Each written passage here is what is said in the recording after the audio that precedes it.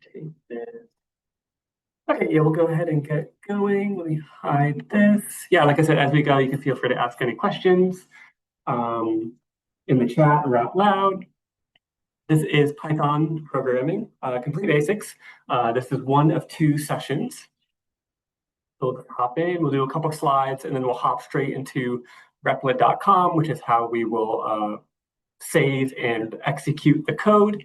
Most of the time people have like an application that they save the code on and run it, but you need to download that and do installs and stuff, and that can get tricky. So Replit is just a website that you can begin coding in 2 seconds.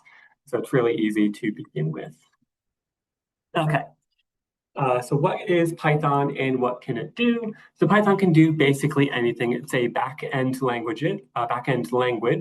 So you can do things with data and any type of data. You can do calculations. You can do stuff with text. You can do images. You can do files, big computations.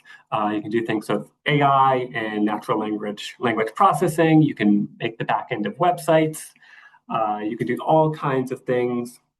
Web scraping, almost anything you can do with a programming language, you can use Python to do. And a lot of people do because it's so human readable and easily writable. It doesn't have all this stuff beneath the engine hood that you need to know from the get-go. A lot of it is just kind of assumed and given to you, and you can just kind of pick it up really quickly. So that's why lots of people like it, especially new students. And the nice thing about coding in general is all the concepts apply to any programming language. So if you know a little bit from JavaScript, those same ideas will apply to Python. And if you're just beginning with Python and eventually you need to move to like C++ or some different language, the same logic and data and different ideas will apply to all of those languages as well. You'll just slightly change, how you type up the language basically, but all the concepts will apply. Tons of people use Python, like I said, websites and college, academic stuff and all kinds of things. Google, YouTube, Reddit. I have a friend at NASA who uses Python, Netflix, Facebook. They all use Python to do projects or build the back end of these websites, different applications. So it's really useful to begin with. Yeah, we'll be getting into replit.com. I'll just jump to that side of my page so we can open up a project. I'm just in the kind of page. Once you have a project and we want to come back into it next week, you can go to the app menu and open the existing project. Excuse me. But today we'll make a new app, and they just added all this AI stuff. So I might be a little bit confused as I click past all this AI buttons and stuff that they've added since I last used it. But I'm just going to choose a template. Replit's good because you can build anything in any language. If you want to make a front-end little website project, you can do that. You can do any language in this. But we'll just do Python. We'll just give the project a name. Let's call it Python class. And we'll make the app. And then we'll be in. Yeah, like I said, they have this assistant thing. I'm just going to close that because we want to know how to do stuff, not how to let someone else do stuff. Okay. Okay. Just booting up. So main.py in a Python file, it's just the extension is .py, just like an HTML file would be .html, .css, .js, JavaScript. So .py means this file is written in Python code, and a Python IDE can run it. And then we have the console on the right-hand side, which is going to spit out anything we calculate, and it's going to spit back out to us will be on the console side. So hop back to the slideshow. An IDE is an integrated development environment. That's just like the application that you run code in. Replit is an IDE. Like I said, most you would like download and install. You have things like Atom and like Oxygen, BBEdit. There's like a whole host of things, VS Code. But Replit is just like a website, cloud-based one, so we can get into it really quickly. Okay. So we did this a little bit. We have in this menu, we have my main file, which is going to be called main.py, the main file of a Python project, which is composed of multiple Python files, will be usually called main.py. In this class, we'll just kind of stick in one file and just write a bunch of code in it. We have the play button. This is going to let us easily execute the whole main.py file and run any code that we have. And then, like I said, in the console side, we have any stuff that we execute is going to come out on this side. I'm going to make a little Python command on my left side. I'm going to click my execute button. And then anything I need calculated that's going to spit back out to me is going to come out in my console on this side.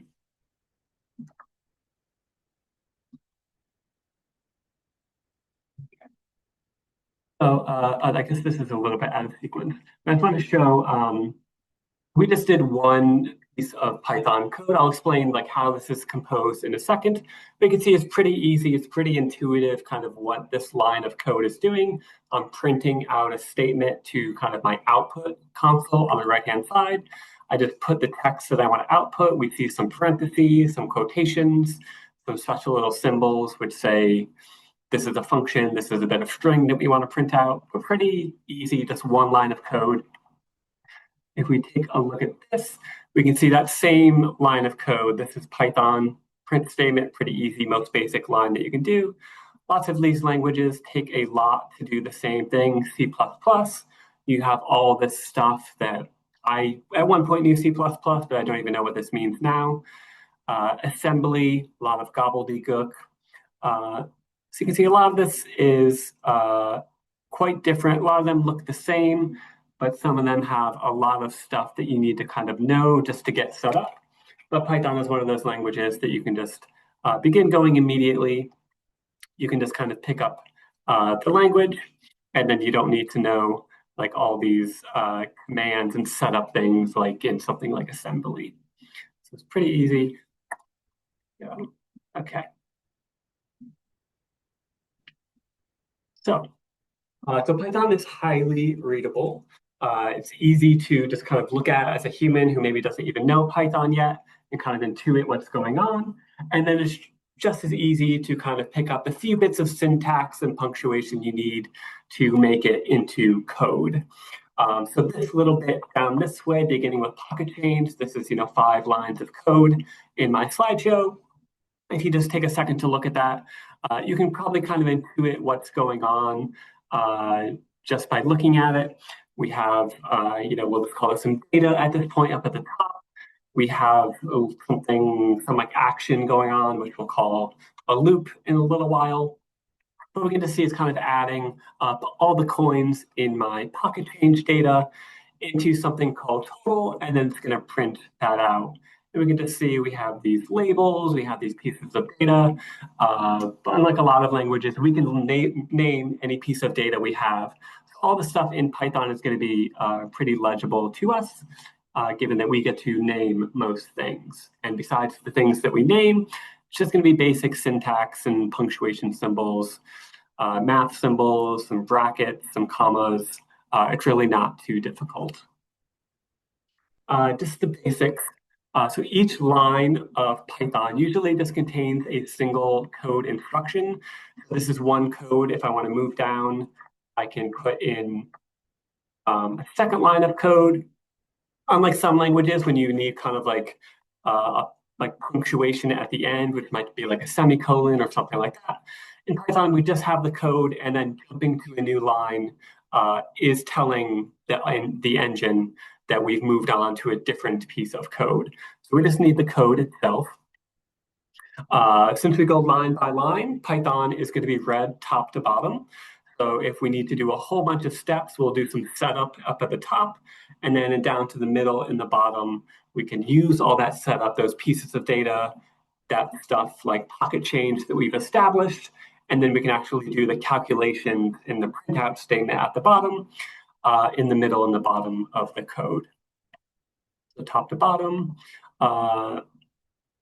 You can jump to a new line each time you have a new line of code.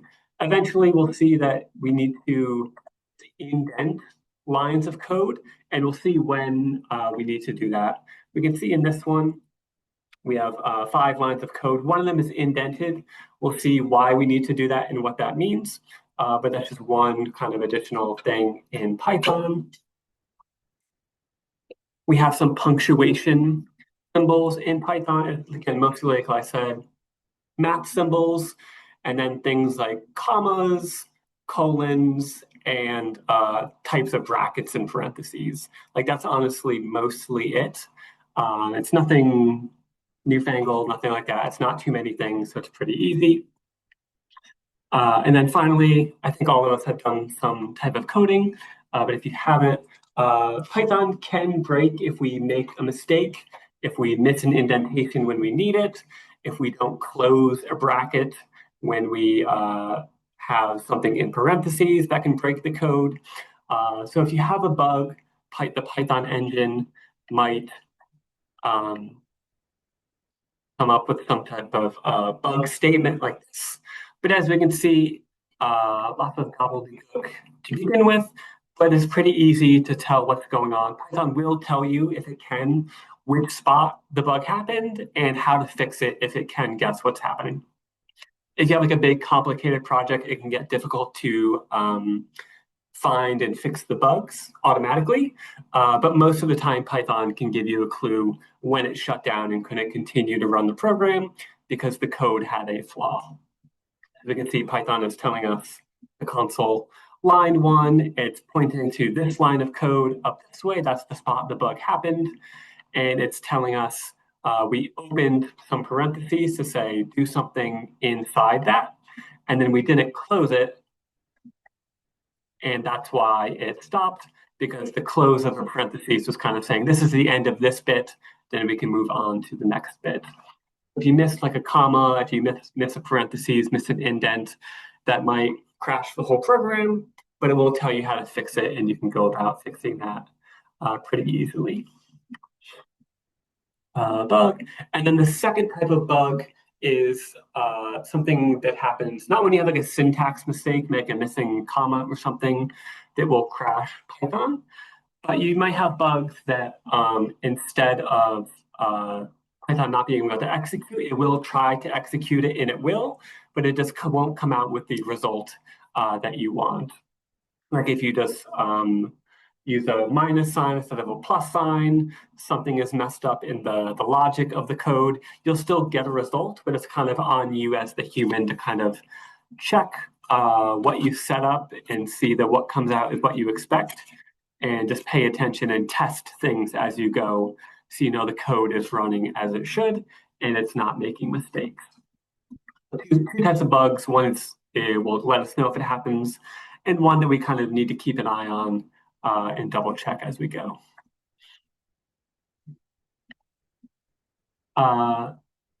Is basically all of the language you need in Python. It's obviously not quite all of it, but this is all the language you need in Python. And by language, I mean like commands and things that you would type into these Python files, besides the things that we get to name like pocket change and data labels and stuff like that. As you can see, it's a pretty small list. A lot of it is, it's just human language. We may not know like what class and what continue means, but a lot of it, we could eventually guess what it means as we get into it. Like we know what if means, we know what else means, we know what false and true means. That's going to help us set up like logic statements. So it's pretty simple English. This is all we need, besides the little bit of punctuation symbols and besides all the labels that we get to make up and name logically so that we can read code top to bottom. So that's why Python is so easy next to most languages, really small toolkit, and then everything else is stuff that we make, so we should know what it is when we go about using it. Okay, we'll hop into using Python. We began in a Python file itself, but if I jump to what's called the shell, which is what you would use in an actual full IDE, I can come to this, and if you don't have this up now, you can click on the plus sign to get a new tab, and then add a shell tab. But if I just come to this and type in Python, that's a code in the shell language to let me execute Python on this side on the fly. So 2 plus 2 is Python code. It's just that simple to do basic math. And then we basically have one line of Python code, and then we can think of this as my console line is printing out automatically. The good thing about the shell is that I don't need to click or type in print 2 plus 2. Any line of code that I put in is going to print out kind of the result of that calculation. So that's handy right now when we go about just doing some real basic stuff. So we'll just get some practice. 2 plus 2, we have like 2 minus 2, 2 plus 3, 5 times 6. You'll notice as I'm going, I'm kind of changing the white spaces between each bit of the equation. And that's because that doesn't affect anything in Python. You can have you can go like this if you want. You can go like this if you want. This is all the same, excuse me, like this. These white spaces in between things. But you'll want to just to stick with convention, choose one and use that consistently so the code is neat and tidy, and you kind of use the convention that everybody else uses. When most people type Python, they like to, when it comes to like math stuff, they like to just have a single space between each little thing. So this is the kind of convention. And then along with that, we said you could have multiple lines up and down in a Python file. And again, the white spaces that you have in between don't affect anything. I could have my code like this, and I could also have my code like this with 10 white spaces or new lines in between. That doesn't affect anything. White space is kind of, nothing is done with it. But you'll just want to kind of stick with a convention, something easy to read. I just want to stick with, maybe one gap in between things and a single, white space between things. Oops. Okay. So we got that. We have all the basic math symbols. We can just go through them. We have multiplication. That's just the asterisk symbol. Division is going to be a slash. We have a couple special math symbols, which we won't use in this class, but I'll show you. Do an exponent like 10 to the 2, 10 cubed. You just do 2 multiplication symbols in a row. So this is not 10 times 2. This is 10 to the 2. So 10 times 10 equals 100. This is 10 cubed, which is going to give us 8,000. And you have different things, some additional math symbols on this side. And you can obviously use something like PEMDAS. So we could have like 2 plus 7 minus 3. So we could change this to be like 2 plus 7. How should I do that? Oh, divided by 3. 2 plus 7 divided by 3. 2 plus 7 divided by 3. You can just add in parentheses like any actual math language to kind of say which sequence of multiplication division you want to use. So you can also just add that into basic Python. The math is really easy to set up, but we'll notice just using the shell at this point, we have a couple issues. This is basically just a calculator app at this moment, just using the shell line by line. We don't have any way of doing multiple lines of code and kind of adding it all up. We don't have any way of like saving code. We don't have any way of doing 2 different calculations and then combining them in one final step. So we don't use the shell too often, but it does exist if you want to practice some code. If when you get a new piece of code, you just want to try it out once simply in the shell and then move to the file itself and save it as a line of code. But that's the shell itself. Okay. Okay, we'll come back to main.py and kind of do the same thing. We said we just used Python code in the shell. But notice when we do the same thing, this is a valid piece of Python code on my left. But when I click my execute code button, nothing is coming out in my console. And that's because unlike the shell, which takes the single line that you give it and kind of like spits back out the output, when you use Python code in the named file, it can do any calculations that you give it. But it's not going to put anything into the console unless you tell it. Because eventually you might get to Python projects that have 50 files of 1,000 lines of code each, and you don't want coming out in the console every single execution, every single line of code into the console. You just want the one final result of a huge calculation. So in the file itself, we need to say what's coming out in the console. All of this code is actually being executed behind the scenes. It's actually doing these calculations, but unless we tell it to print out, it won't come out in the end. What we can do is we can come back in and do these, but actually print them to the console. So take this away and try this again. And now we'll get some actual code.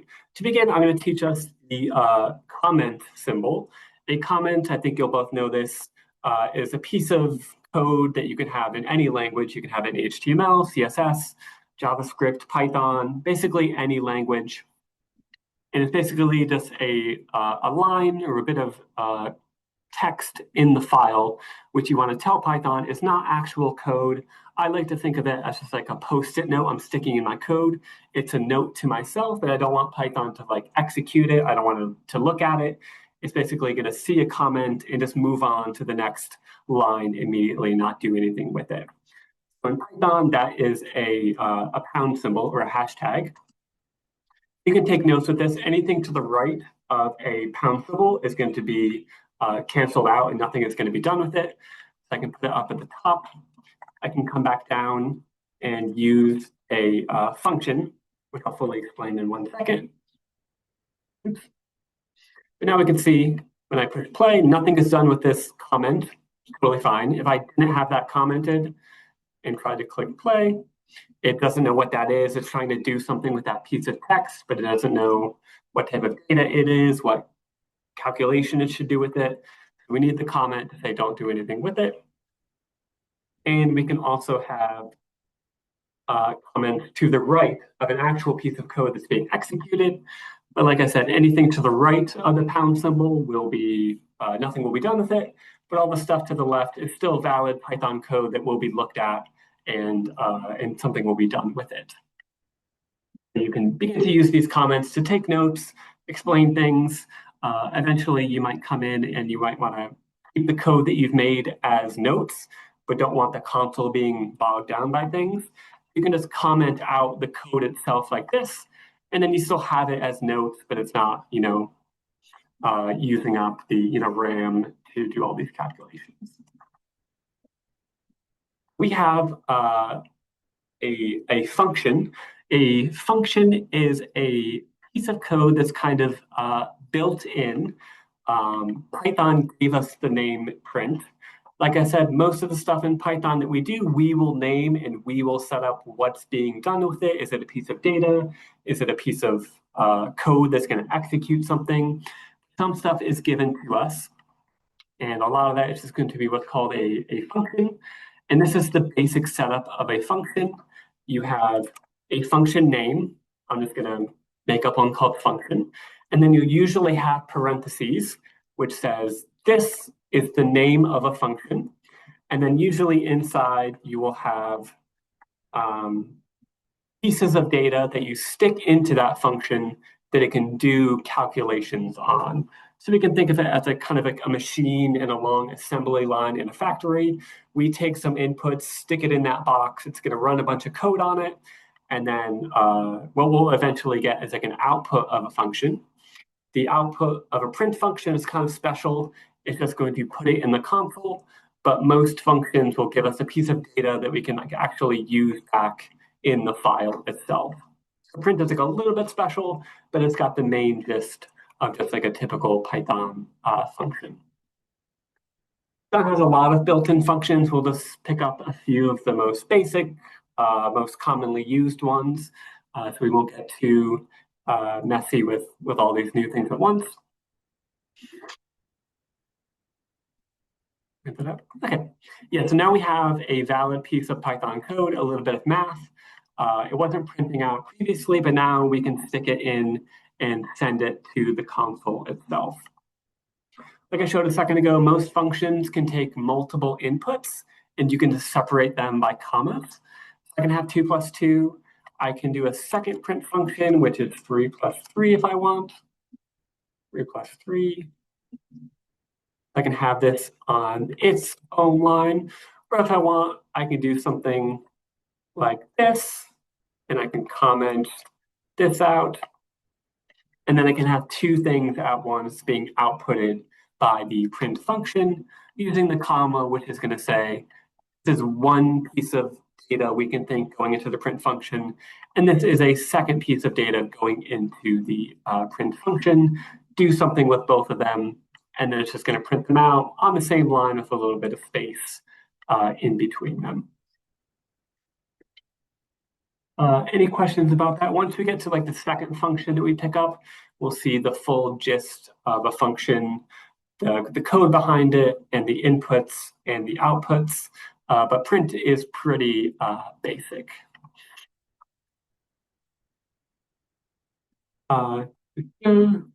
We can also do something like this.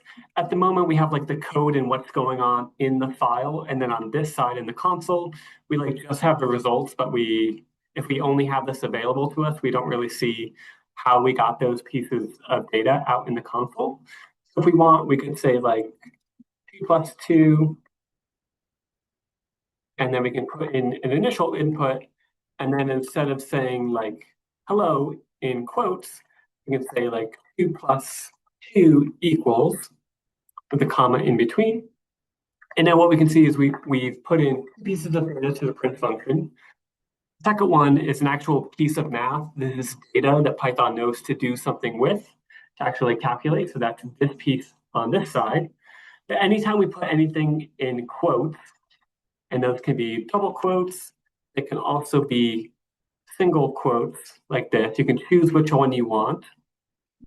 That's going to tell Python it's just a piece of text, just a piece of string, and it's just going to print that out as exactly as it came.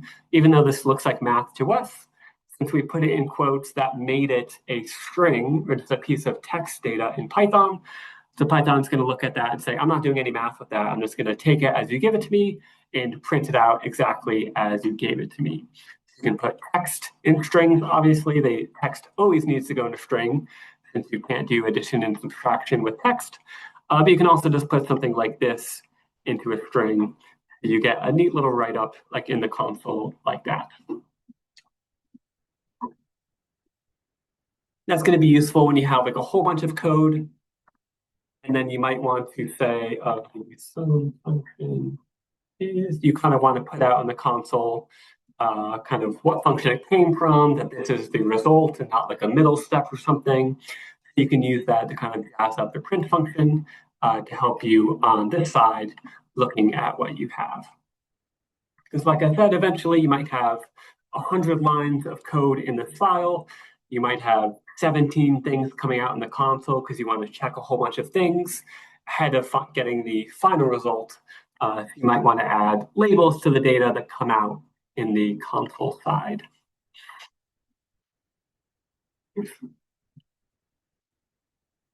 Okay. We've seen two pieces of data in Python. Python data types. Python has just a couple types of data. It's not too complicated. There's only a handful of them, and you can do a whole bunch of stuff with just that handful. If we look on this side, we have two types that just basically equal quantities. One is called the int, and one is called the float. Like I said, just quantities. Int as an integer, and that's just any whole amount. So anything that doesn't have a decimal point is technically an int. If I do print 2, Python is printing out 2, but Python recognizes this as an int, and we can check that by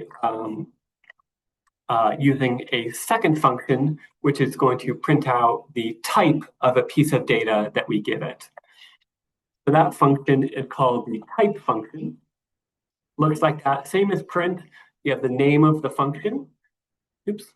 You have the parentheses to say that's a function and I'm giving it some input into the parentheses, which is going to stick it into that little machine that is the function type. If we take a look, it's not sending it to the console, although it is, again, actually doing this behind the scenes. Python is checking the type of 2 behind the scenes, but then it doesn't know what to do with it. It's not spitting it out for us humans to look at it. What we can do is we can begin to see we can nest Python all kinds of ways. We can just stick a function inside the print function itself, like this. And then we can see we can get that spit out like this. I just have 2 inputs into my print function like I did up above. Instead of 2 calculations or 2 equations like above, I just have a 2, just printing out an int. And then type 2 is going to have the outcome that looks like this. It looks a little bit funny, but we just need to pay attention to it's telling us, this needs to go away. It's telling us, oh my gosh, that this is an int, so we can just kind of check what's going on behind the scenes and print it out by itself. What we need to do is stick this whole thing inside the print function, and then it can actually output what type is spitting out behind the scenes. So print 2, type 2. If we take a look, going back to this side, we have 2 quantity type datas. That's a whole amount, it's just 2. If I print out 2.0 and type 2.0, you can see it's basically the same thing to us as a human, but to Python, 2.0 is a float. Float just means floating point decimal, so it just means it has a decimal point. That's actual math language. So we have 2 types. If it has any type of decimal point typed out, even if it's just 0.0, it's still technically a float. The nice thing about Python is int and float, totally interchangeable. It is 2 types of data. If we do an int plus a float, it's not going to be an issue at all. It can still do math with that, obviously. We can see the result is kind of defaulting to a float instead of it int if we had just done this. But it's still totally interchangeable. You don't really need to pay attention if things have a decimal point. If things don't, in most cases, it's going to be totally fine. So that's really easy. Basically, all math is handled by these 2 interchangeable things. So that's really easy to do most stuff in Python that involves quantitative calculations. We have int, and we have float as 2 types. Then we have string. String is going to be what we've seen a couple of times now, that is just any piece of text in double quotes or in single quotes. So if I say hello, if I say 2, type 2, we can see anything in quotations from text to what looks like a quantity that we can do math with. It's going to say that's a string. Python just sees that as basic text. And this is when we get into a little bit of wobbliness when we mix different types like strings and ints or strings and floats. If we try to do something like this, 2 plus 2, really hate this AI auto type. We can see we get a bug on the console. Looks like it's calculating most stuff.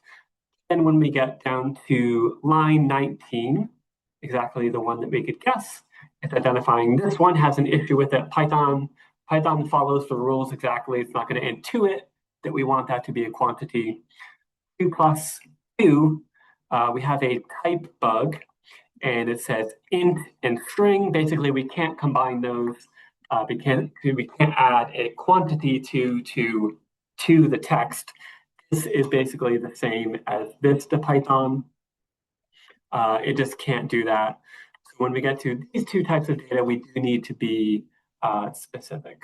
So 2 plus 2, now we can go back to doing actual math. That is 75% of the basic data types, the simple data types in Python. 2, basically interchangeable, handles all math and quantities. 1 is just any piece of text. You can do lots of text analysis, natural language processing, and etc. with Python. That's going to handle a whole bunch of stuff as well. And then we have one last data type, which we'll get to in a couple minutes, but I can just kind of get a hint as to what it is now. It's going to be the Boolean type, and that's just going to be true and false. When I get to that, that's going to let us handle logic statements. You know, if this is true, then do that. If false, do something else. So just these handful of simple data types, we can handle almost anything in Python. We will have what's it called, like complex or like complex data types, but those will mostly just be multiples of these data types. It'll be something like a list, which is just a piece of data that can have multiple floats in it. So a list of 2 of like the pocket change example we did, it's a list of multiple amounts of money. It can be like a shopping list. So the advanced data types will just be combinations of these simple ones. So data in Python is pretty simple. When it comes to most things, we obviously have a couple different things like dealing with a image piece of data and things like that. But most stuff is kind of this simple at the basic level. Okay. Just hopping back out and kind of looking at this from a step away. So what is like programming, and why would we step to Python, do what is like basic calculations when we saw with the shell? We could just use like the calculator app to do this just as well. So why would we use Python when they kind of look the same at this point? So up until this point, we've been dealing with problems. We've just been doing 2 plus 2, 10 cubed, things like that. We've been taking a specific problem, the actual instance of that, and calculating the result. My calc app on my iPhone can do the same thing. But we don't want to do problems in Python. We want to do programs. So we want to write instructions to install, which can help us solve any given problem with any given results. So instead of 2 plus 2, we want a program which can take any inputs and add them all up. We want to take instead of solving to find the average of a test in a class, and typing that all up in Python, we want to write a function called average, which we can give it any list of class results in a test that one class took, and it knows how to solve the average with any list of tests that any class took. So we want instructions that can take any amount of data, which is the same type of problem, and calculate that out. This will often involve like checks to see that we have like the same type of data that we expect when we set up these instructions and things like that, so that we know it's going to execute correctly. But it's going to let us use the same piece of code again and again. It's really efficient. We can write one average function and then take a whole high school amounts of tests throughout the whole semester, and we can calculate 1,000 class averages just by using one piece of code again and again and again, and not doing it all manually. We'll do that now, in the beginning at least. We take this away, get into that idea. What is my next slide? Okay. Yeah, so let's set up a problem, and then we'll switch it into a program. I'm going to have problem finding cost of meal. Right now, all we know how to do is just like one calculation. I'm going to use comments to kind of set up my problem, And then I'm going to actually type them out because then I'll switch them into a set of instructions that we can use again and again and again. So it's going to basically copy what I have on this side. We want to use the tax in some way. We want to use the tip. 10%. This is just basic English, the idea behind the problem I'm using. And then kind of my equation that I'm going to set up on the fly is going to be like meal times tax plus meal times tip. And that's going to equal the total. And now with what we have, we can just do one instance, one problem of this.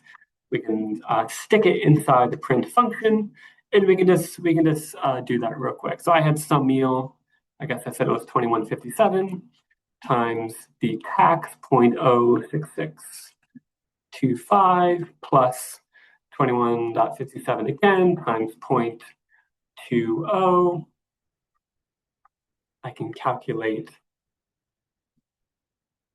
that. Oh, let me go back to my console. Oh, and then I need the meal itself. Okay.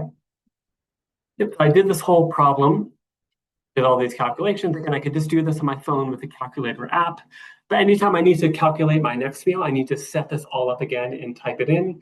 And if I'm trying to design like an application or something that can do this a bajillion times, I don't want to type this all manually. I want a couple lines of code that I can just feed in data, and it can do as many steps as I set up and spit back out the result. Let's change this into a program or a set of instructions that we can use again and again. Hop to the next slide. So to do that, let's say zoomed in, we have data and we have types. So we have the strings, the ints, the floats. We'll use Boolean eventually. So this is a piece of data. It has a type kind of hidden inside of it. But we now need to set up data variables, which is going to help us set up instructions. So we've been typing data, or we can call it values, directly into Python. But we want to use data labels to set up a general problem with instructions that we can plug in any amount we want and use that bit of code again and again. So now, the next time I get a meal, I need to come in and delete this cost of the meal in 3 places, and then use that calculation again. We need some way of just saying, instead of putting in the specific, I just need something like multiply the meal amount times the tax amount, meal times tip, and then plus meal again. This is what we want it to kind of look like in the end. And luckily enough, Python is so easy that this is basically exactly what it's going to look like. We can just name the data variables that we want, and then we can plug in data to each of these. Let's hop back to this. Hopefully it'll make sense in a second. So a variable, instead of a value itself, like 2157, is a box that you can put data in. So 2157 is the value, but we can have a box called meal, which we can put a value in, and then we can change it out, and we can use different values each time we point to that box called meal. The data variables have 3 pieces to them.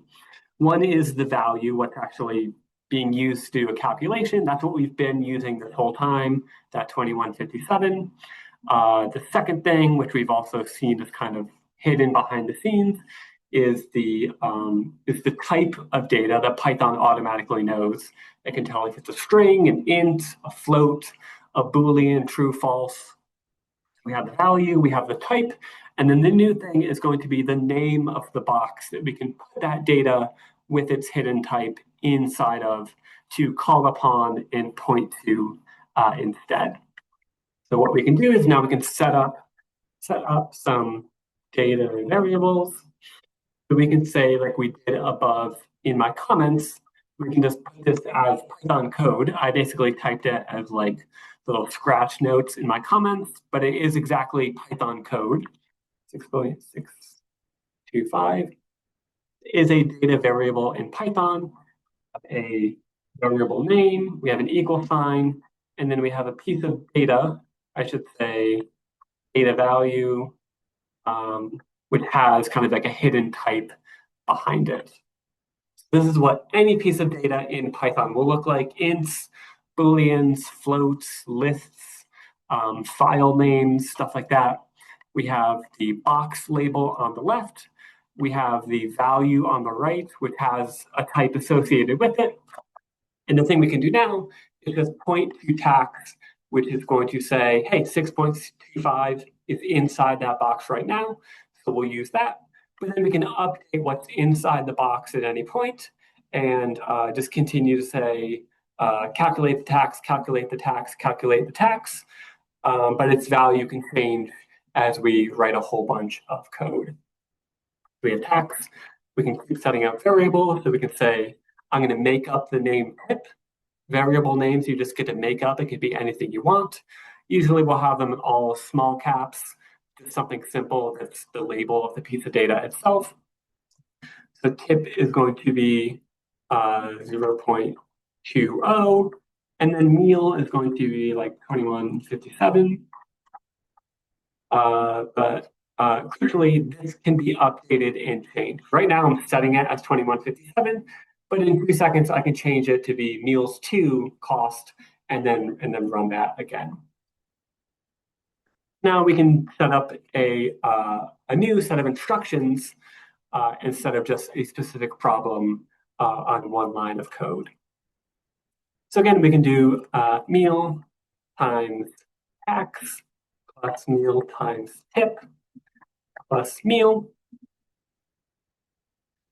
This is the calculation that I want. I want to print it out. So I could do something like this. I could stick the whole thing inside of a print statement like that, and that should come out just fine. Meal. I need to see that way. So I have my amount. Oh, tax needs to be 0625 like that. So I could do this. What I've done is a basic bit of Python. In any Python file, what you'll have at the top is all the data that you need to establish. And then down at the bottom, you can do the calculations pointing to these data boxes that you've set up. And then Python knows meal has been established. We have a data box called meal. When I get down to this line, reading top to bottom, it knows go find meal, which is kind of read top to bottom. Meal right now is 2157, so we can stick this in as 2157, which is what Python is thinking as it executes that line. We can do that. We can also change things and do things differently. So if this is, family one's meal, I could calculate this. And then to update any data object, you just do the same thing. So the next meal is a big family, and they'll get, 60 point something something. This is family 2. And then we can do the same thing. Print meal times tax plus meal times tip plus meal. And then we get a different amount. So there's a couple things we see data objects, how to set them up, how to update them and replace the value in the same box is going to be written the same way. This data object equals value. We see we have a line of code that we can use again and again.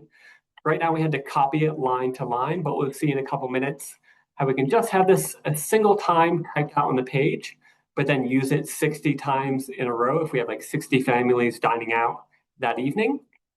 But we've begun to set up the way of using code efficiently, which is to not do everything manually, set up instructions to do the same type of problem again and again. So we have that. Any basic questions about just getting to this point of adding in data names, doing calculations, print statements? And then one last thing I want to mention is that we can just stick things directly into the print statement. Like we said all the way at the beginning when we used the shell, that was just calculating things on the fly and we couldn't use those results to do something else with. So instead of just sticking both of these in the print statement, we could do something like this, we can save this calculation in one additional piece of data, which we've named total1. And then we have total1 that we can print out in a second line below it. We can do the same thing down this way. We can make a second total called total2, and then we can print out total2. And now we have those pieces of data, total1, total2, that we've saved and can do additional things with as we go. We can use it the whole length of the file because it's been saved in Python with a name that we can point to. And we could stick a message with it like evenings, sales, total, and then we could do a whole bunch of stuff at once. What do we do with this? Oh, this is a good practice. So I was typing too fast. If we take a look at this, invalid syntax, did you leave out a comma? Yes, I tried to do print with one input, which was string evening sales total. Then I tried to do a second input, which was just a little calculation, but I missed the comma to say, this is input 1, this is input 2. So Python got messed up. So we'll add back in the comma, Python told us. And then we get it coming out like this. I guess I messed up on the actual math at some point because it's coming out really fast. Don't know how I messed up the math, but something happened. So that's the second type of bug. My syntax is correct. It knows it can calculate something, but my logic must have been messed up at some point that it's coming out to be 6 billion something. I can't see it off the top of my head, but we could go back and address that.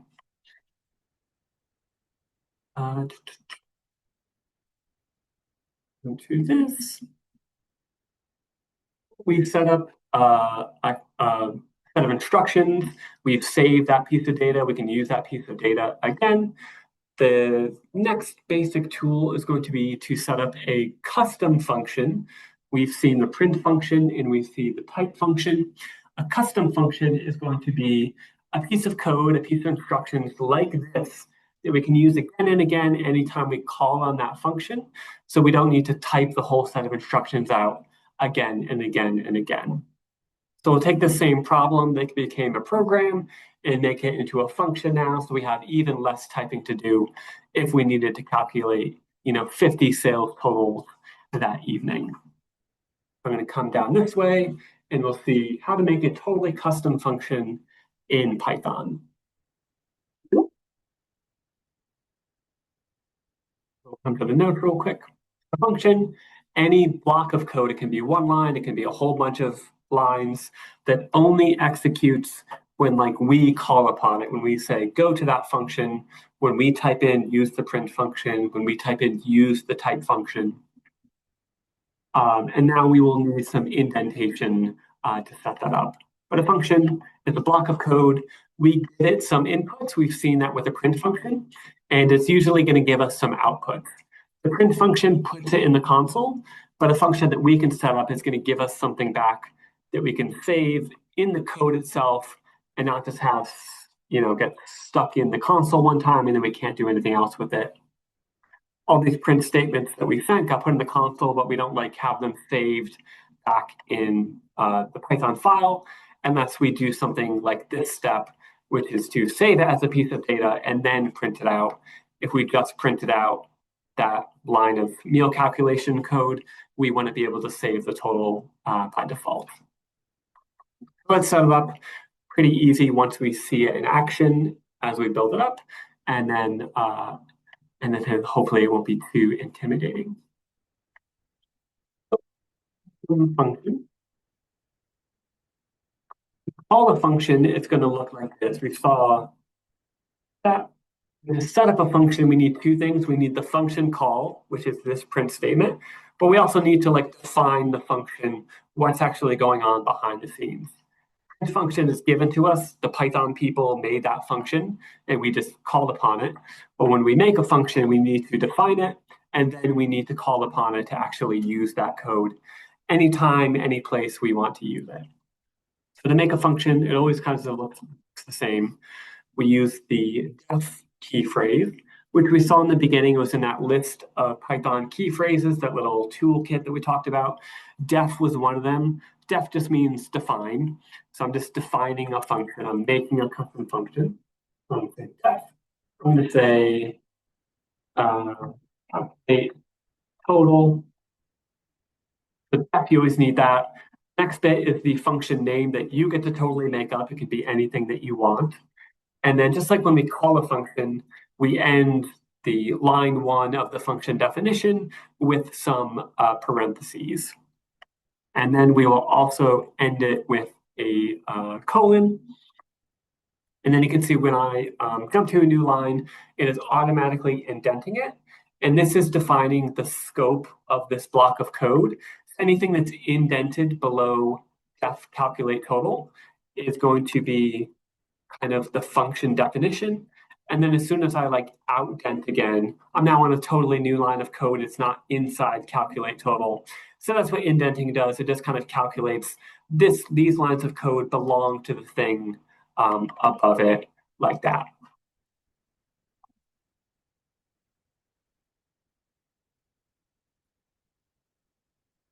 So to begin, we'll just have what's called a doc string. This is totally optional.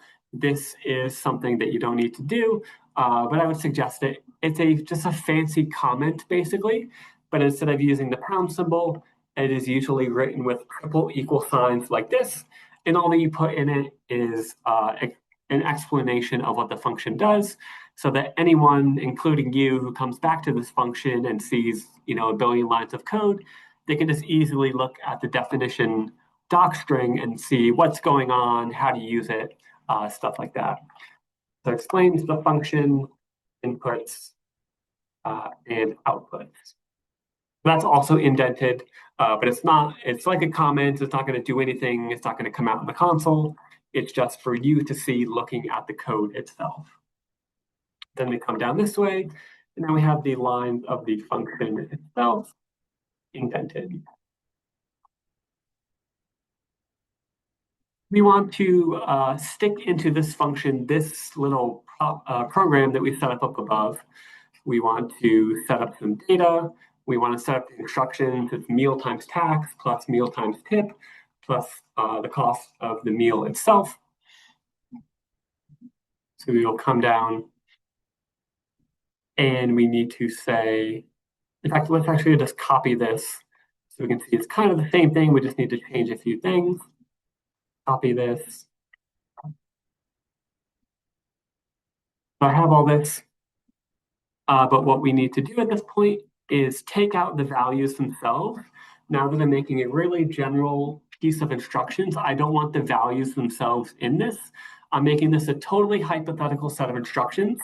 I don't have any values in this. How I get the values is going to be the inputs that I'm expecting when someone uses my function. I'm going to say tax, tip, and meal. When I define the function, I'm saying this is a function. When you call upon it, you will give it each time you do the tax, the tip, and the meal. So I can actually remove all of this because I'm not setting it up inside the function. When we call upon it, and we'll see this in action in a second, I'm going to be given those things. So inside this function is the data tax, tip, and meal with some specific values, but we don't know those values until we actually use the function.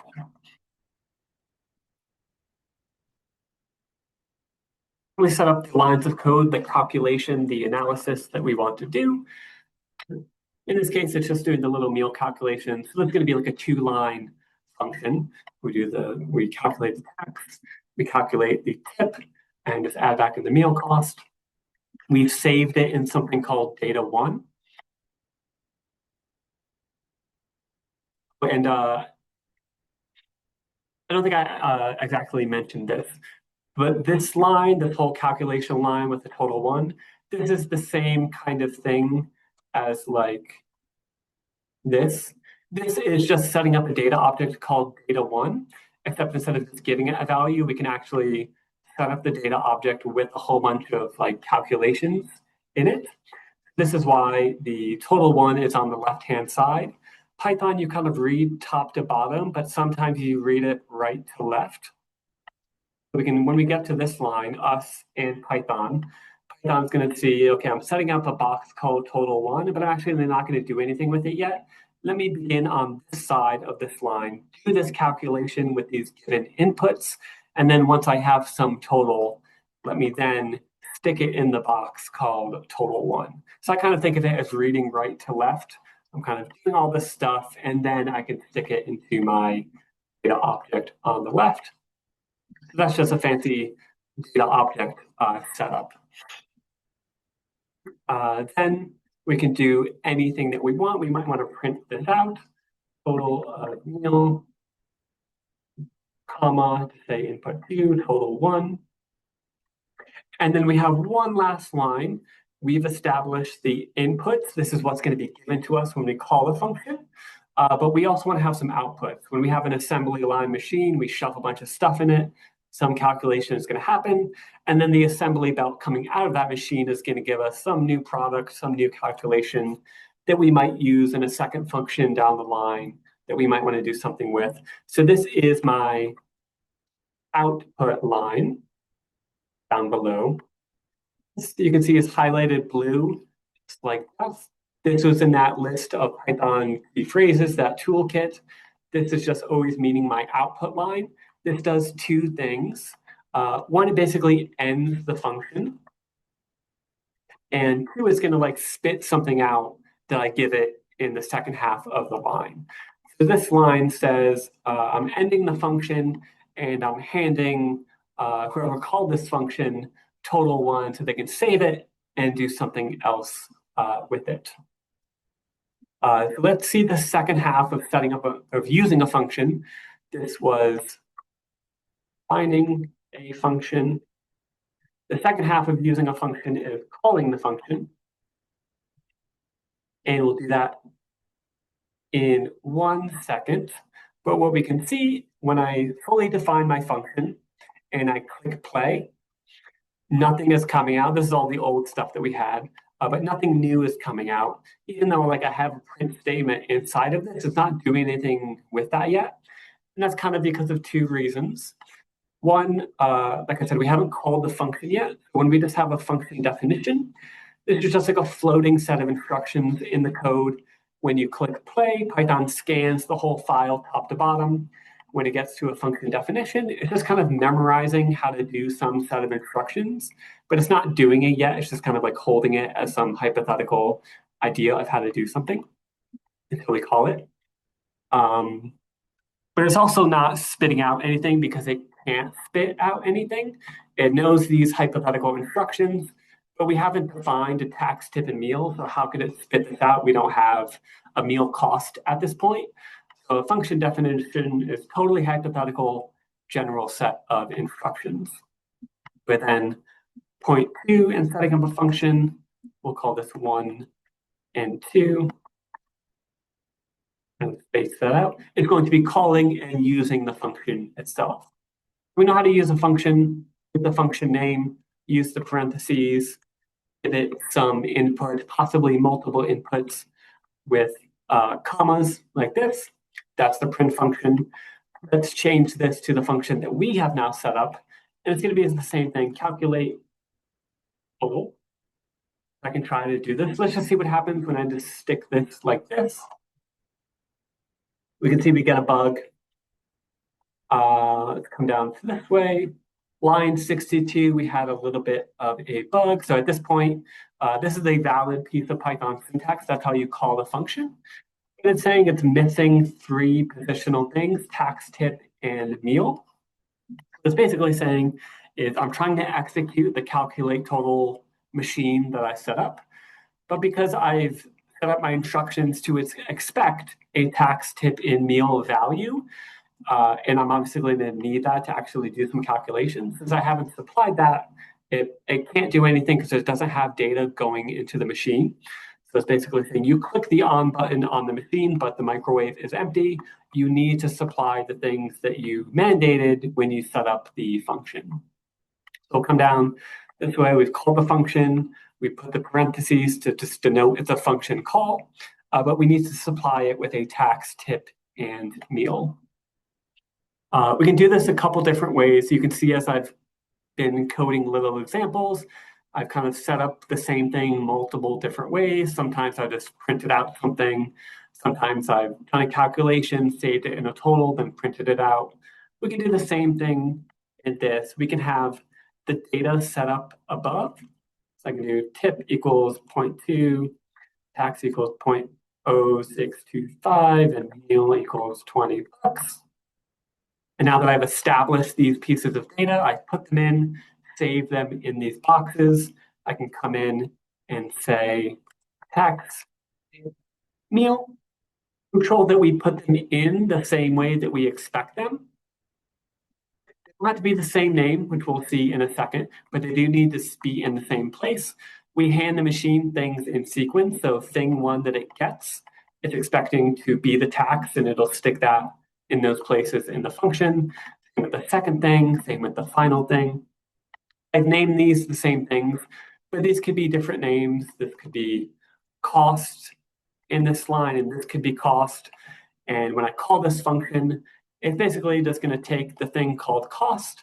It's going to look inside this box and take out 20 and hold on to 20, and then take that 20 and stick it into the box called meal inside the function itself.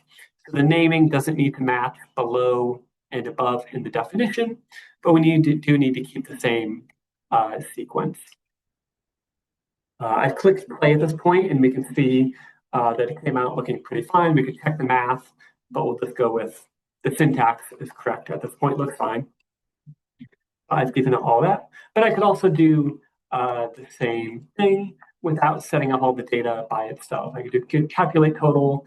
I could keep the same tax. Actually, that's tip 6.25, 0.2, and now I have a $50 meal. Oops, like this. I have too many things. Okay, we can see two things. One, I've just put values directly into the function without like naming them as a kind of like redundant step. I'm just using them immediately when I call the function. And then we see the useful thing with functions. Up above, when we began doing a program instead of a problem, we kind of had to use the same line of code twice and copy and paste it as many times as we needed it. But now if we come down this way, we can see we set up like 5-6 lines of code. But to call it, we only need to use one line of code. And then I've used this twice. And now I'm just using this again and again and again as many times as I need to use it. So I need to call the function once each on a line of Python code, but all the code inside the function I can just repeat as needed.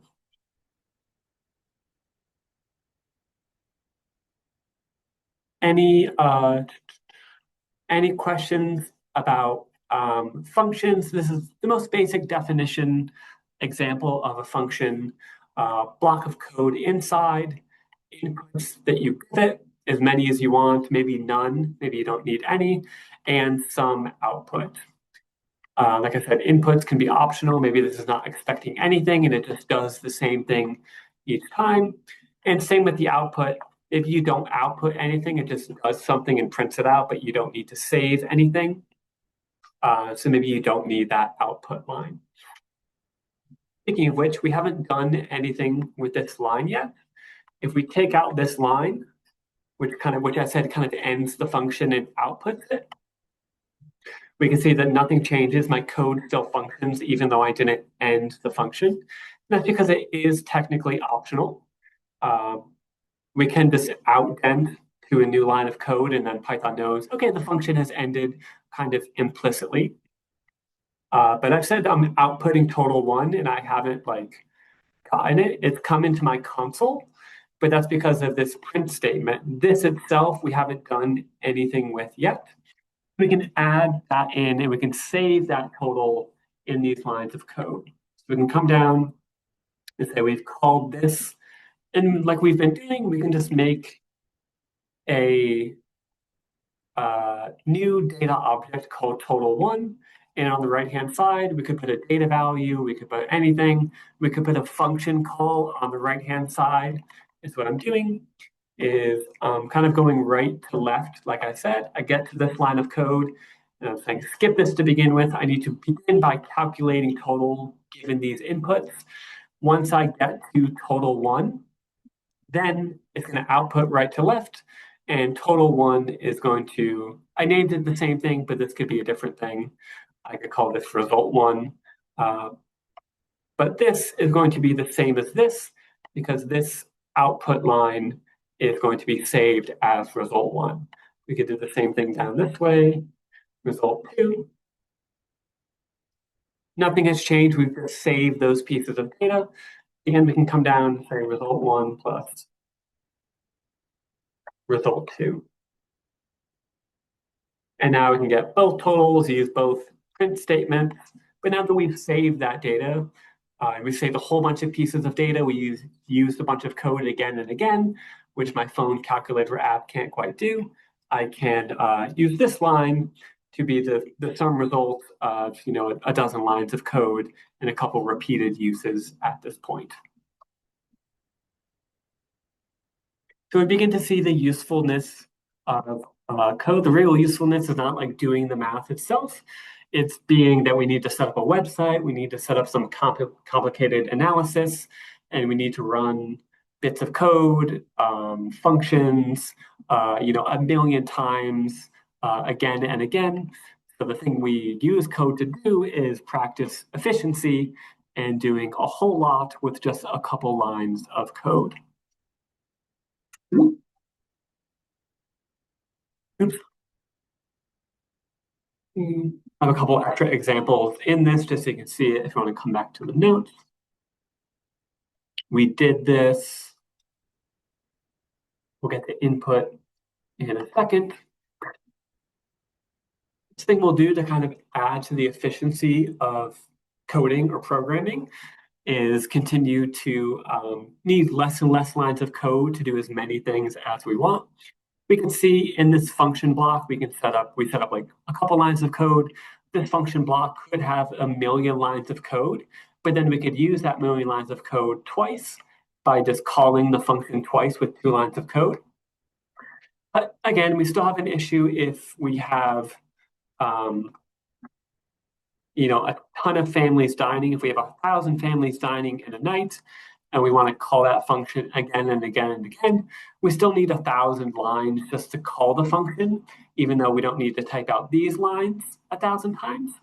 So we still have like 1 point of efficiency that we need to get past, so we don't have to do so much manual typing. So that's going to be the next big step in getting the basics of any programming language. We have functions, we have data calls, data objects. The kind of the last basic primitive step is just going to be repeat a line of code up to 1 million times with just a couple lines of code. Right now, we can repeat a function a bunch of times by calling it once each, but I can't just say like calculate. I can't just say run calculate total 1,000 times on 1 line of code as we know now. But hopefully by the end of the class today, we'll be able to see how we can do that. And that's when we can really begin to do big calculations with Python. Come back down. Putting that aside 1 second, I'm just going to give us one last built-in function. We have the built-in function print. We have the built-in function type. We just saw how we can name and make up any function that we want to make and we want to name, but we'll jump back to the built-in function, special ones that Python gives us, because it's something that's so common and we don't want to define it manually when we set up some code. So we will look at the input function to go back to kind of the basics. Input function is kind of the opposite of the print function. Print is going to be print this out. Input function is going to be the opposite. Input, type something in. And this one, just like print, is going to do something special. We can see now in the console, I can actually type. And what I've done, I still need to continue setting it up, but I've taken this bit of text that I've typed in and I've stuck it into the code on the fly. So we can use this to like put into a function if we want to manually type in using the console instead of saving it in the Python file. We can stick something in by just typing it on the fly. Um, uh, Since this is a function, we can always accept the output with a new data box. Let's set this up. Hello. Now you can see when I get to this line of code, it says input. Go to the console, give them the ability to type. I typed in hello. It saved it in this data object that I made up using the function output. And then on my second line of code, I used that saved output and I just stuck it back in a print statement so that we could see it came out and we could see it was actually saved in the file. I can use that again like this. And by the way, you pick any function, you can kind of set up something like this. But like we said up above, when we said this output line in a function is optional, not all functions need to like stick something out of it. They don't have some result that comes out of it. I believe Python just has this line, commented out, we can think. So this line doesn't actually do anything. The point of print is to put it in the console. Python's print doesn't actually like give us anything we can save back. It's just doing stuff with the console. But just like any function, that's kind of what it would look like, but it's just kind of not needed in print's case. Okay. Let's just take a couple looks at some new kind of useful but not too useful functions. We have what's called casting functions. And a casting function is just something that takes a piece of data and makes it into a different type of data. So if I have something like this and I want to make it into the value to instead of the string to, I can use a casting function to do that. We won't do too much with this now. We'll just see how to use them so we can get some practice typing in Python, looking at outputs and stuff. So we'll just wrap this up quick. If I have to type to like this, oops, what did I do?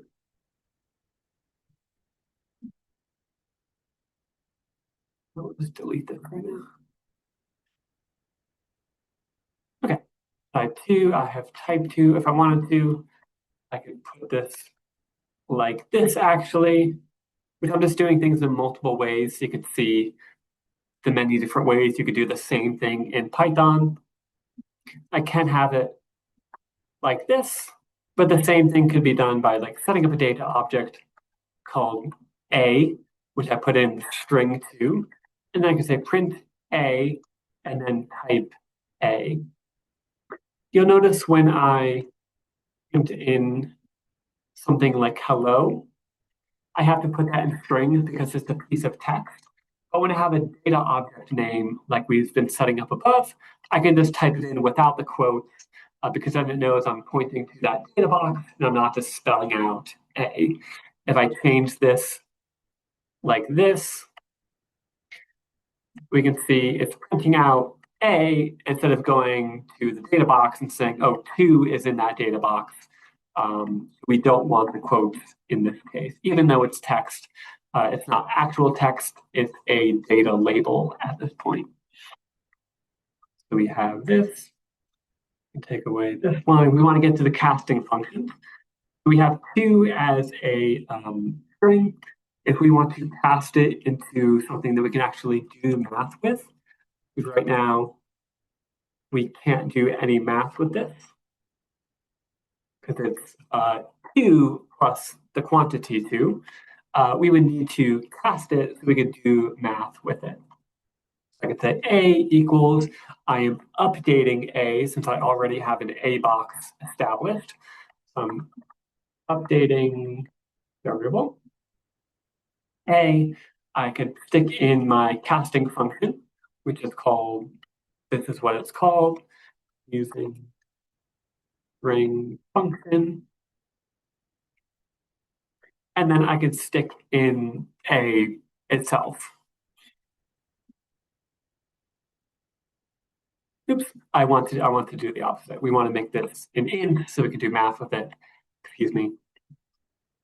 So let's slow down and take a look at this again. We have the text in A, we print that out, it's type string. So we want to cast it as an int. So we say, reading right to left, we'll say take A, the text, to make it an int if you can, and then resave it into A itself. So kind of take 2 out of the box, do something with it, and then stick it back in the same box. And then we'll point to box A again with its new updated value, and we can do something with that. If we try to use a casting function with a piece of data that can't be changed into something else, like if we have this as hello, we will get a bug because hello can't be, it can be a quantity. We can't do math with hello. So that's when you'll get into a bug. But if you have, anything like that Python can do stuff with, you can do that. This we see a second type of mistake. 5.0, we could do math with.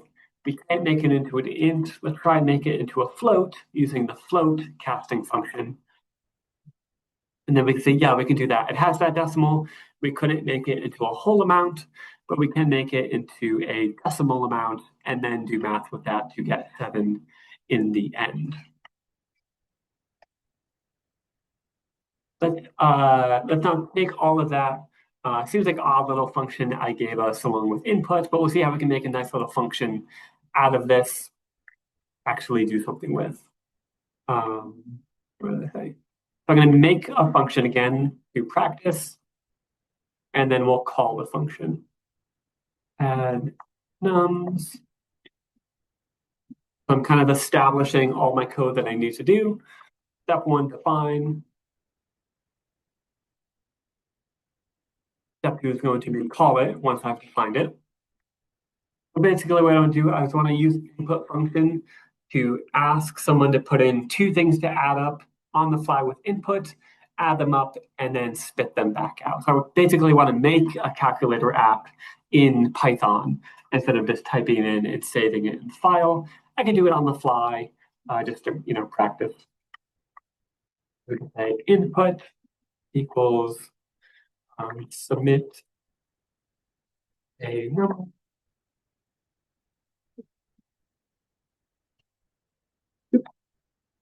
Input like that. So I'm calling my function, type something into the console, save it into input 1. Let's do that again and just save it as input 2. So we have 2 different values. Just update that print statement a little bit.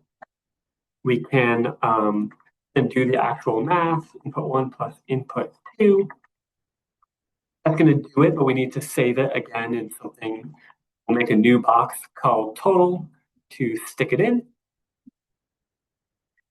And then we can both print it out and output it. We could just output it and then print it down below when we call it. It's totally up to us. I might do both just to kind of practice typing things out. I'll say print string, the total is, comma, and then put the data box total and print out the value. And then I want to actually spit it back out so we can save it and do something else with it. That looks pretty good. We can see that in this case, we had an output, but we didn't have any inputs. Like I said, inputs optional. Sometimes you just have a machine that you don't stick anything into. And that's because in this case, we didn't want to type the inputs into the Python file. We kind of want to use it on the fly in the little calculator app that we can just use as we go. We're kind of getting the inputs inside the function using the input function instead of kind of supplying it like this. Input 2. We could do it like that, but we want to kind of use new function. Down below, we can call add nums. Since we don't need any inputs, we don't need to and shouldn't give it any. So this is actually all that we need. If we call the function, we will be able to get both inputs, we'll be able to print it out, and we can save it as a answer if we want. But we can also output it and just kind of like not accept it. This line will try to spit it out, but since I don't have anything accepting it, it just won't do anything with it. So that's kind of also optional. It's up to us. I'll just save it in something called X in case we want to use it again. Let's go ahead and check out this code. So I can type this in. We do add 1 to 2, and then we get 12. And that looks pretty good.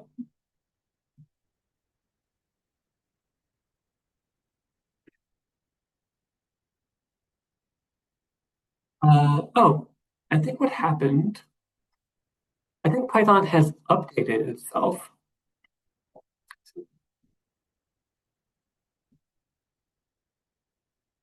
It used to be that Python automatically, the output of an input function. So when I call the input function, I give it something, and then what it's saved as, it's saved as what I type in, but it used to be saved as always a string, even if I type in 1, 5.7, negative 10.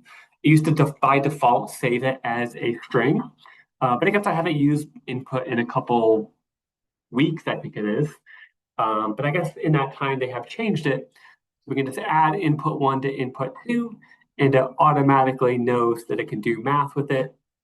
Let's just check this actually. Print input 1, 1 plus 2. Oh, I meant to do type actually.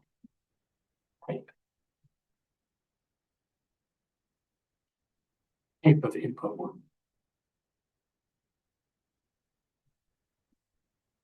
And it's doing it as string. Oh, now it's doing it. Okay. Let's try this one last time. 5 plus 7. 5 plus 7 is not 57. That's odd, but it still looks like it's doing math. It's giving us a quantity back. But what it's doing, if we hop down real quick, you can add pieces of text. But what adding pieces of text does is it just concatenates them. It just glues them back to back. So when I print out this, it's pretty obvious what it's doing, gluing it back to back. And now we can see why 1 plus 1 equals 11 instead of 2. I don't know what happened, but it's now doing what I expected. So now that we put in 1 plus 1 equals 11, we can see what it's doing. It's just sticking 1 next to 1, gluing it back to back, like it's cutting up 2 pieces of text and gluing them. It's not doing math, it's doing like cut and pasting, basically, which is how you can manipulate text data. Now we have an issue. This is not a syntax bug. Python didn't poop out on us. It is not logically functioning the way it should. It's not calculating how we expect it to. We checked it with input, and we can see, yeah, input 1 is a string. We can't do math with strings. What we need to do is we need to go back up and change this code a little bit. Now we have kind of a chunky function. We have, 6 lines of code. We'll add a couple right now. I'm going to say input 1 equals int input 1. So I'm updating input 1, putting it back inside its own box. Same thing with input 2. Int, I'm using my casting function, input 2. And see if it does an answer. Do 5 plus 7. Now we get 12 instead of 57. Now it's actually doing math. So that looks fine. Let's test it out one last time. Anytime we set up a bit of code, you want to test it out a couple different ways. See if you can kind of push the logic to the limit to see if it has any hidden mistakes inside of it. We did 5 plus 7. Let's do 6 plus 6.26. And yeah, we can see we found what's called like an edge case. Some like hidden application of this function that hits a mistake because of some little thing that changed. In this case, we come down and we see we have like a value mistake. It's talking about ints and floats and stuff. And so what's happening is we saw this in the beginning when we looked at ints and floats. I typed in, what did I type in? 6.26. It can't make 6.26 into an int on this line. So it's basically at that point crashing because it can't do anything with it. So we need to go back and change this one last time to be able to handle any type of values that we may use in this. Obviously, we still expect like quantities that we can do math with, but we want to be able to deal with ints, floats, negatives, all kinds of stuff. So that's why we checked it a couple different ways. So the way that we might fix this is just assume that we might get a float, because we can take 2 and make it into a float, but we can't take 2.7 and make it into an int. So float can kind of catch all cases. It'll give us a decimal point all the time. So if we do 2 plus 1, it's going to give us 3.0. So it gave us a float, really inconsequential. It's still doing the math as we wanted. And if we come back and test it one last time, 2.0 plus negative 8.8, yeah, we can see we got the correct result, negative 6.8. Don't ask me why Python doesn't know how to do math with this 0.0001. That's complicated comp size, and I forget what's happening behind the scenes. You can trust Python's math in almost all cases. I forget like exactly when this pops up, and it's not causing people's Python to crash because they didn't pay attention to that. But that's complicated stuff.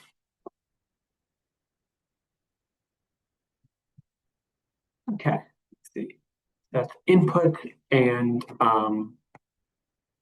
casting. Next, I won't type all this out. We'll just look at this slide.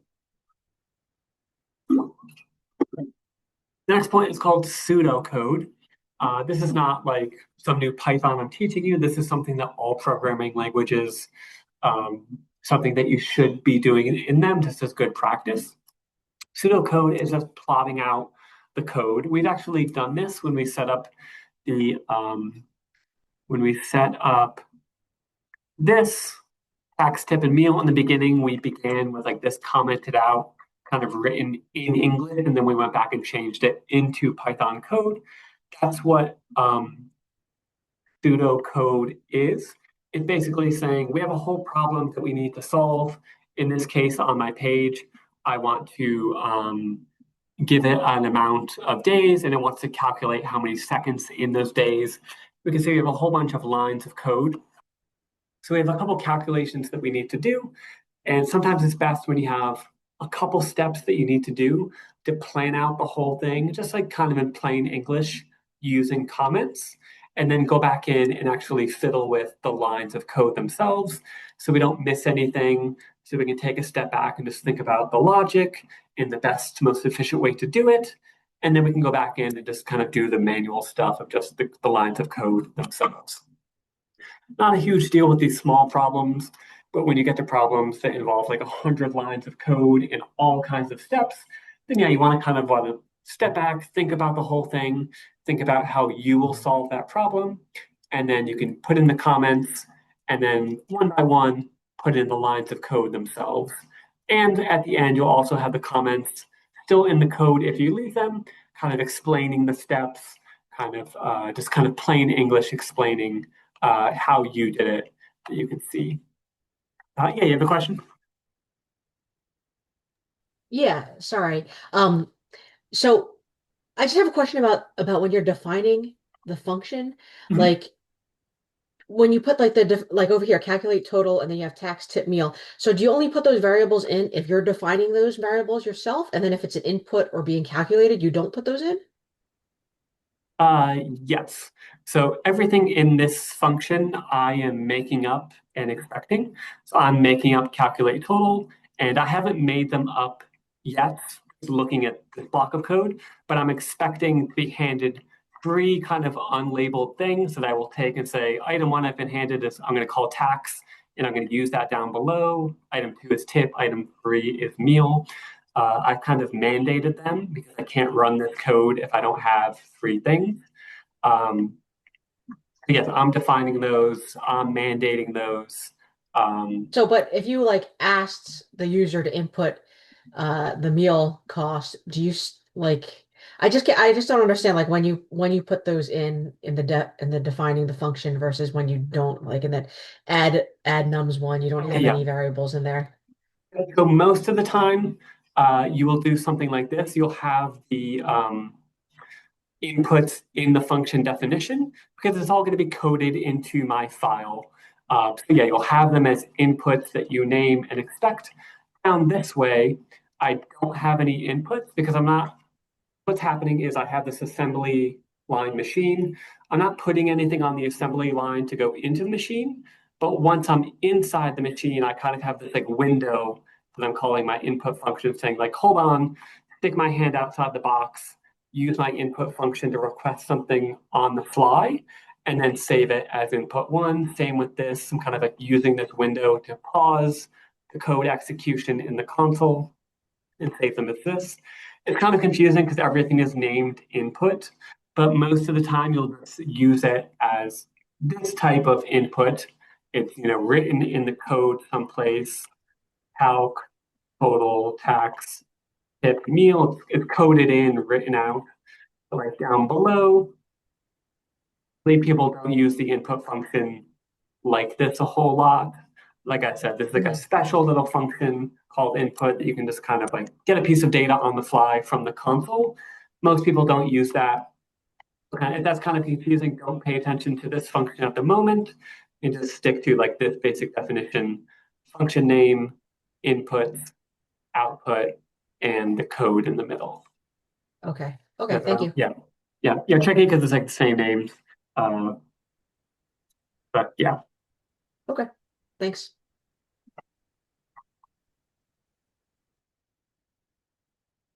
Okay. So this one I'm not going to type out. We talked about pseudocode, kind of plotting out my code ahead of time and then typing it in.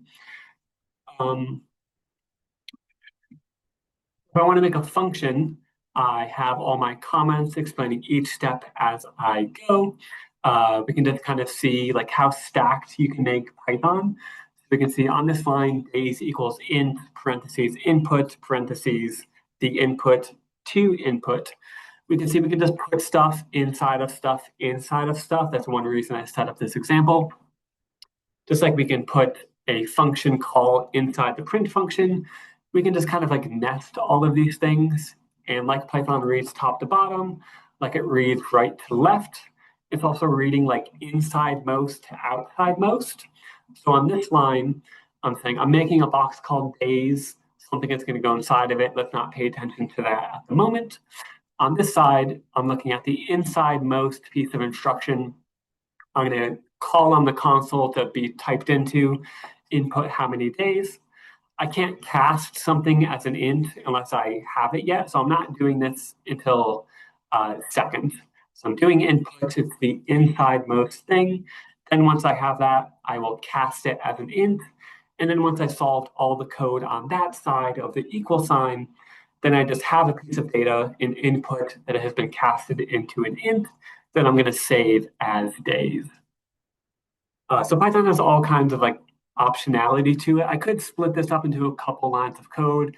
I could say like x equals input function, and then intify, make an int out of x, and then save that int into days. But Python, you can kind of squash down like this.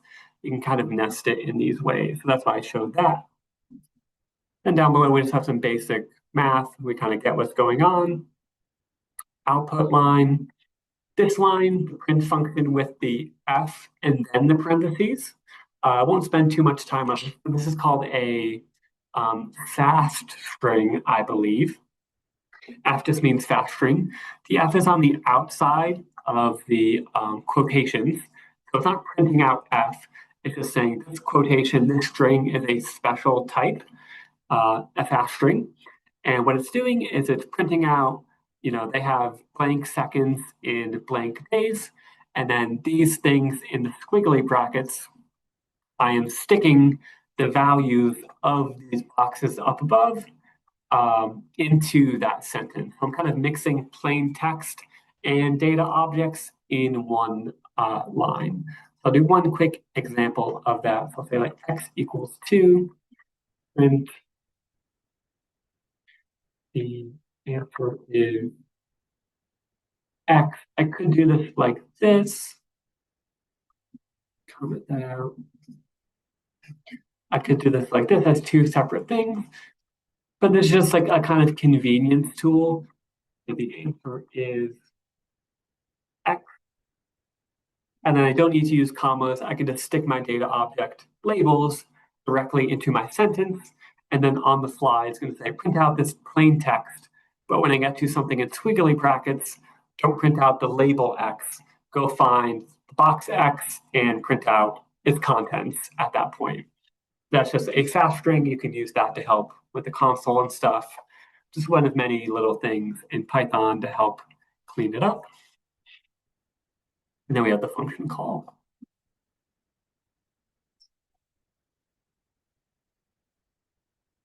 Okay.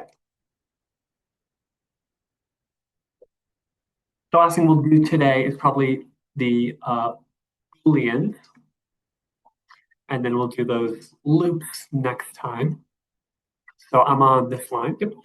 We talked about the main primitive data types. We talked about ints and floats, do math with them. We talked about strings, which is just any piece of text. And then the last basic data type is something called a Boolean. And this lets us like basically ask questions in Python to do like logical questions. If you have this, then do that, else do something else. So there's like a key thing in any coding language. And we just have one simple data type that's kind of like that switch, true, false, on, off, called a Boolean. A Boolean looks like this. I'm going to delete all this just so this is clean up. Bool 1 equals true, bool 2 false, thing. Bool 1, bool 2.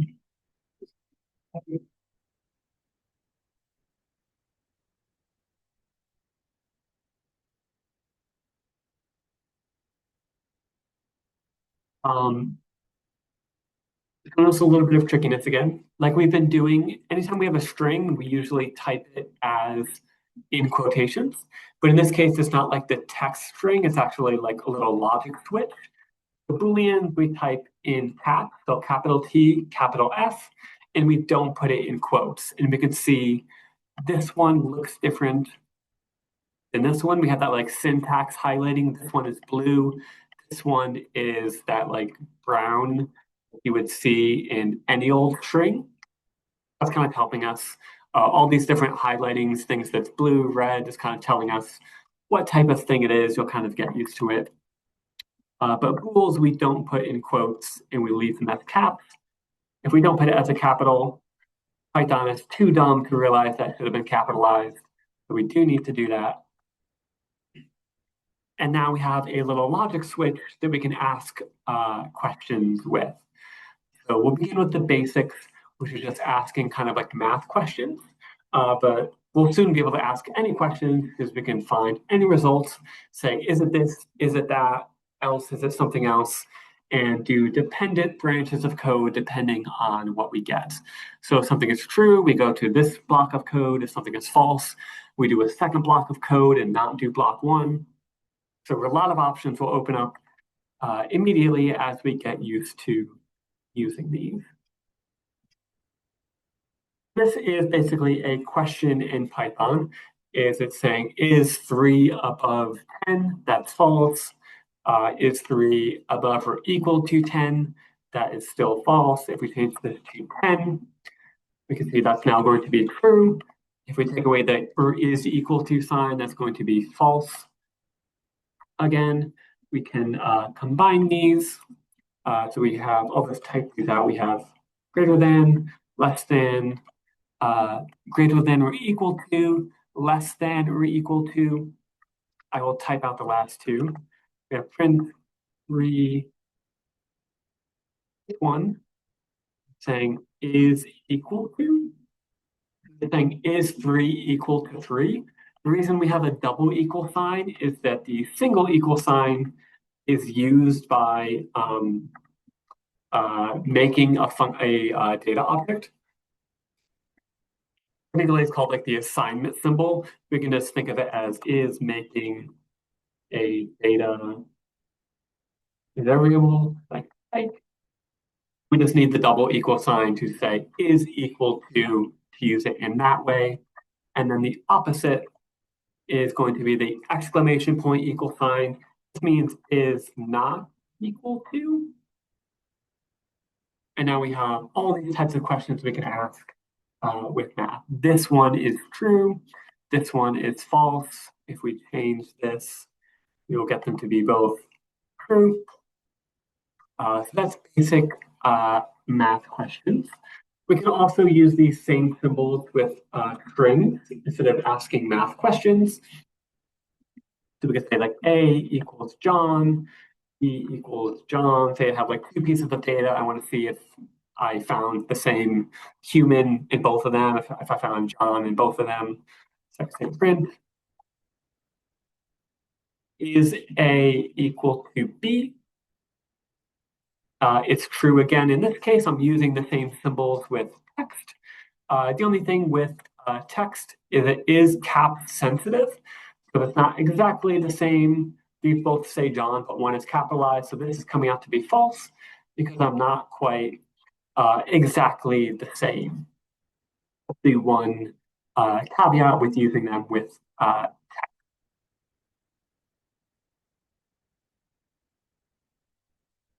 Next, we'll probably finish on this slide with these couple things.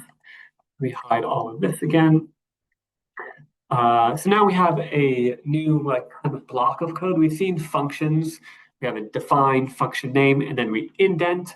And if question is kind of the same thing. We have a top line, and then we indent to say the below code belongs to that if question.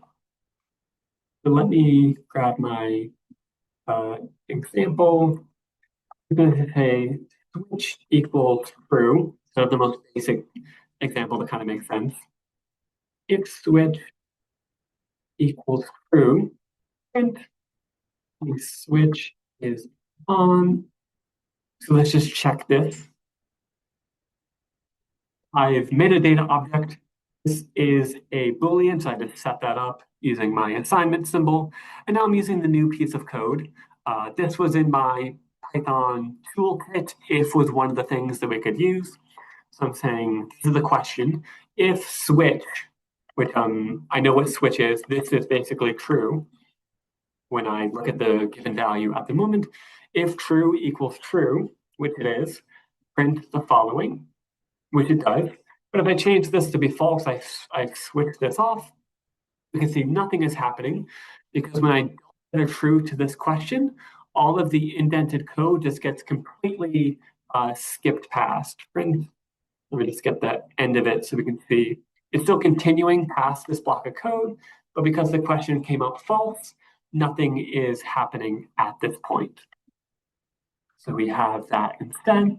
We also have, we can keep going. Equals, let me change this to something else. I'm going to say equals 10. So if switch is greater than or equal to 20, I'm going to call this lost at this point.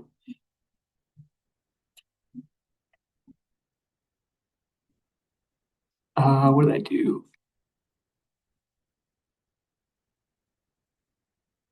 Which equals 10.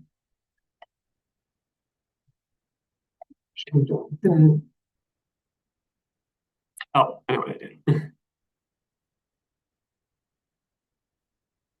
This line I've set up if question to begin typing out, but because I didn't finish it, because I don't have a colon, because I don't have the stuff yet, Python is crashing at this line. So let me just take that out. That was my bug. You can see this should be cost now, but at the same time, I won't type it out. So I have something that's value of 10. Is it above or equal to 20? No, so nothing happens. But I can just keep asking questions. So if switch is buffer equal to 10, and semi-expensive, I don't know, vague example. And now we can see I've skipped this one because I didn't hit this condition, it wasn't true. And I just move on and I just ask a completely separate question and I go into this one because I passed the test. If I failed both of them, I would just get the end.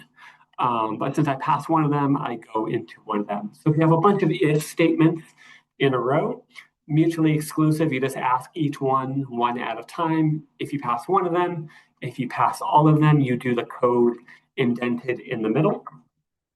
So if is pretty easy. We have one last thing we can hop onto this today, which is going to be an else statement, which is going to be the else line. You can see I've typed out a couple things. Else has no like question, no condition, if everything above fails. So if else, that kind of makes sense in plain English. If you don't hit the if, then you automatically do the else. You don't even ask a question. If you failed the above, you do the below. We can see printing out semi-expensive. So I pass this. This linked else statement is going to fail by default. If I change my money,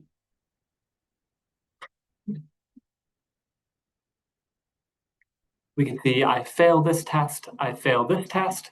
This else is linked to this if. It is not linked to this one. So only because I'm failing this one do I get to this else statement. If I change this like this, we can see I'm hitting all three. And that's because this if is by itself. This if is tied to the else below. It just always is. If you have an else, it has to be tied to the if directly above it. This one I'm just checking by itself. It's its own separate question. It passes nothing equals nothing, so switch is expensive. Then I get to a linked question. I'm failing this question. I automatically go into the if this, then do that. Well, I failed this, so I'm automatically going to do the linked else. So I'm getting the you have no money. So in this case, I'm actually printing out almost all the things except this failed test. This one will begin with these, this slide tool will begin with next time and add in one last thing and just kind of test it out and do a bunch of examples. But we'll be ending so we can see now that we have the ability to ask questions, we can do conditional branches of code. We can ask a question, do something if so, do something else if not, ask multiple questions. We have the ability to write a function, so we can make up a block of code and then stick in any specific problem into that general instructions and do it again and again. We've seen today how to make a data object so we can save data in Python and use it again, pass it along as inputs and outputs. So hopefully today we've seen the usefulness of programming, which is to set up instructions and limit the amount of text that we need to type into a file to use. By next time, we'll be able to run a piece of code 1,000,000 times if we want with just like 3 lines of code, I think. The whole point of coding is to be efficient and do as much as you want with as little as you need. So we'll call that today. I'm going to email out this slideshow just so you have it. We still have slides in it that we'll continue with next time, but you can take a look at any event that you want. I have a couple of examples I skipped that you can take a look at. If you want to move ahead with the examples in the next couple slides, that's up to you. But we'll pick up on this slide next time. Thank you very much. That was really helpful. Yeah. Hope to see you next time. And I will also put the video up as soon as I can, probably in a couple 1 to 2 days when I can have time to upload it to YouTube. Okay. When is the next one? Just same time next Wednesday. Next Wednesday at 2. Oh, okay. Yep. Okay, great. Yeah. Thank you very much. Yep. Thank you. See ya. Bye.